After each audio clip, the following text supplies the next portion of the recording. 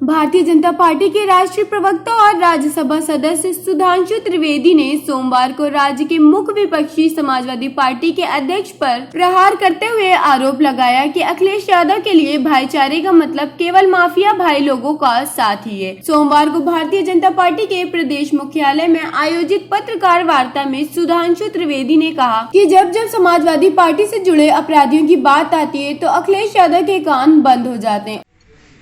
हमारा संकल्प सिर्फ इसी तक सीमित नहीं है। मैं छोटी सी बात आपसे कहना चाहता हूं, आप सभी लोगों को ध्यान रखो कि उत्तर प्रदेश औद्योगिक दृष्टि से और उन्नत प्रदेश नहीं माना जाता।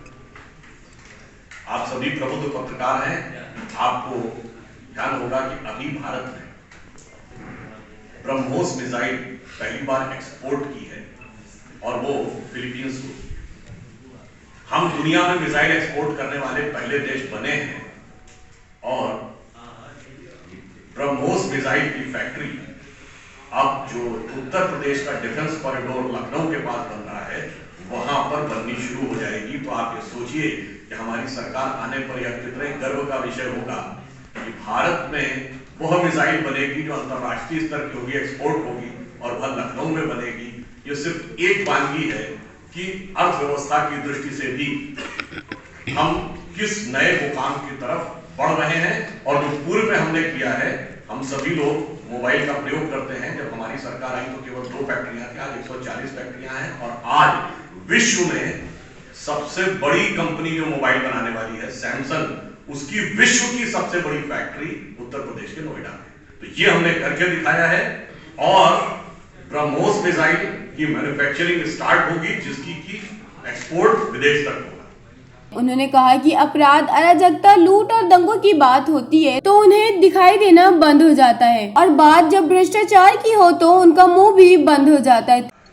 यूनिफॉर्म सिविल कोड के लिए और संविधान के नीति निर्देशक तत्वों में डायरेक्टिव प्रिंसिपल ऑफ कॉन्स्टिट्यूशन में इसका बहुत ही क्लियर मेंशन है। तो मानवीय बात है, कोई भी व्यक्ति यदि इसके खिलाफ खड़ा है तो संविधान की मूल भावना और सर्वोच्च न्यायालय के मंशा के खिलाफ खड़ा है। और जहां तक हमारा प्रश्न है, आपने देखा कि हमने 35A हटाया, हमने 370 हटाया, हमने ट्रिपल तलाक हटाया, हमने मिलन की व्यवस्था समाप्त की, भव्य राम मंदिर का मार्ग प्रशस्त किया। इसलिए राष्ट्रहित में जब जैसी आवश्यकता होगी वक्त आने पर बता देंगे तुझे आसमान, हम अभी से क्या बता दें जो हमारे दिल। विषय यह है कि आप सभी लोग जानते हैं कि जब मतदान करने के लिए कोई भी व्यक्ति जाता है तो विषय आइडेंटिटी का होता है, पहचान पत्र का। अब स्वाभाविक रूप से बात है, यदि किसी का चेहरा छुपा हुआ होगा तो पहचान को लेकर समस्या होती है। यह एक तकनीकी विषय है, निर्णय को चुनाव आयोग को करना है। परंतु आज यदि हम लोग जो राजनीतिक लोग हैं, हमें तो इसका राजनीतिक और नैतिक उत्तर चाहिए। हम ये पूछना चाहते हैं आज के इस प्रकरण पे कहां गए वो लेफ्ट लिबरल रैशनलिस्ट, वो एग्रेसिव महिला एक्टिविस्ट जो ये कहती थी कि जीन्स क्या मिनी स्कर्ट के ऊपर ही बहुत ही एग्रेसिव पोस्चर के साथ आती थी, आज वो हिजाब बुर्के के साथ खड़ी हो गई।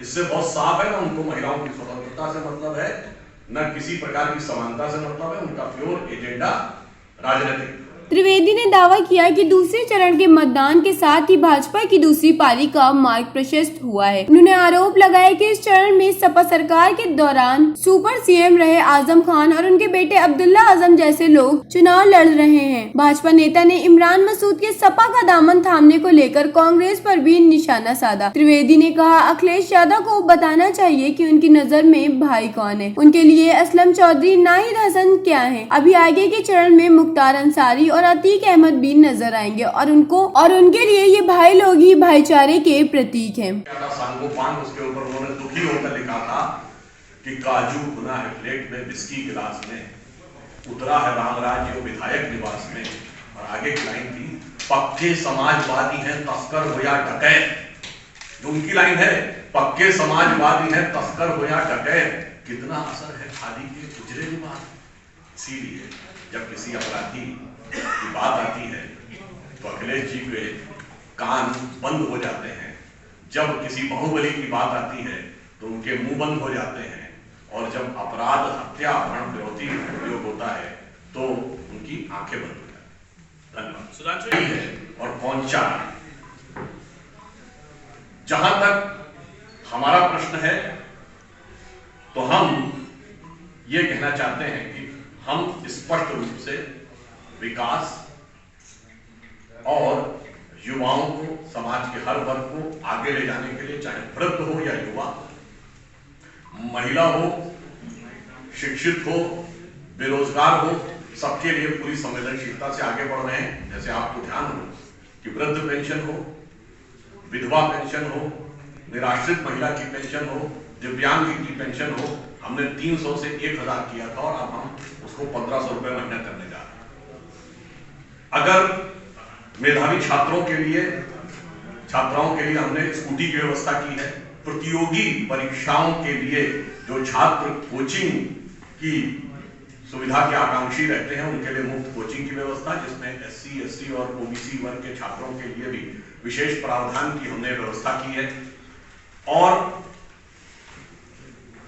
सरकारी पदों में महिलाओं की हिस्सेदारी बढ़ाने के लिए और उसको लगभग दुगना करने का हमने संकल्प अपने संकल्प पत्र में रखा है।